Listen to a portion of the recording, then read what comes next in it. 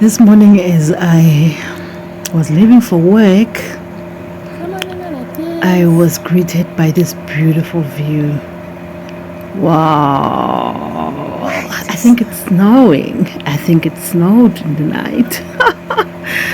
As I was talking to myself, I'm like looking at it and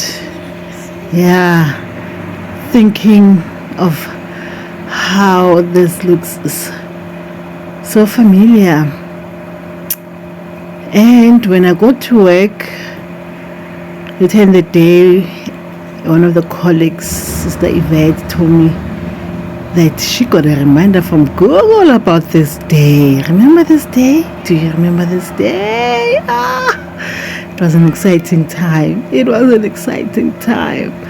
2023, on this day, on the 11th of July, it was snowing. For those who have no idea, we were all so excited and we were all so joyful. It's like second snow I have witnessed in my life here in South Africa.